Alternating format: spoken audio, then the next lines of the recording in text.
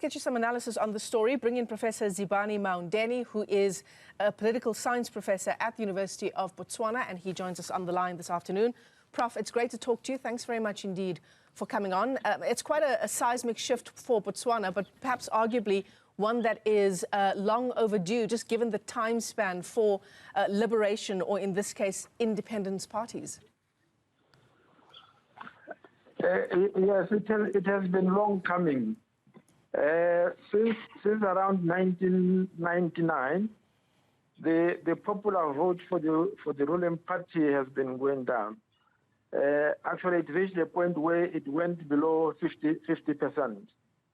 But because we ran the first past the post-electoral process, they were still able to win more seats, even though the popular vote was going down. Yeah. Yes, but now things have caught up with them. They have lost massively. Very interesting that incumbent President Masisi's concession, he essentially called Duma Boko before the results were announced to concede defeat. Yes, actually, even up to now, officially, the Chief Justice has not declared the new president. But the results, as they come, all indications are that he will win. Prof, can you give us some background to generally how the electoral process unfolds in Botswana? Yes, you see, in Botswana we don't elect a president directly. According to the law, the leader of the party that wins the largest number of parliamentary seats, that leader automatically becomes the president. And in terms of election violence, intimidation, the likes of which we've seen in a number of elections on the continent, Zimbabwe has also gone to the polls this year, a number of other countries around the world. It's been a year of elections, 2024. In terms of how the process of actually going to the polls, making sure that process unfolds peacefully, transparently, what is Botswana's record? Very, very peaceful. Actually, one time I was talking to some European observers. They were saying that they had never seen an election like this, where the policemen will be sleeping and people will be controlling themselves. It's a very peaceful atmosphere. And when people say, particularly young people who are the worst affected by the rising unemployment rate in Botswana, when they talk about policy change and new direction that's needed, I think the incumbent president himself has admitted that perhaps his party is not best placed to do that.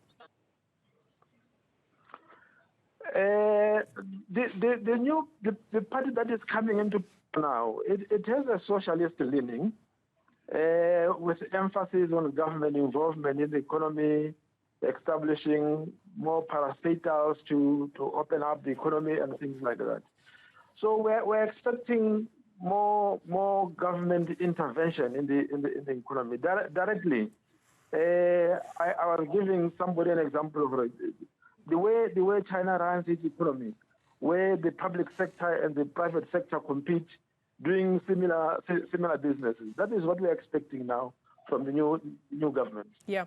Masisi and his party faced a lot of criticism for not doing enough to diversify the economy. This puts a lot more pressure now on Duma Boko and what's to come in the years ahead. Part of the problem why Masisi's economy was not performing was because the way he handled the negotiations with the BS diamond mining company proved unfruitful. The result is, after 11 months or so, no deal has been signed between the BS and Botswana government, and this has been affecting the revenues of the government. I believe with a new president who is open-minded with the BS, the contract will be signed and our diamonds will start selling again, and that will help generate income to run the economy. Incredible moment for Botswana, the population of 2.5 million people set to be governed for the first time by a different party since independence. Yes, it's the first time. Prof, let me thank you for your time this afternoon. Professor Zibani Maundeni is a political science professor at the University of Botswana. Seismic change in Botswana, ruling party that governed for 58 years, set to be out of power when the election results are confirmed.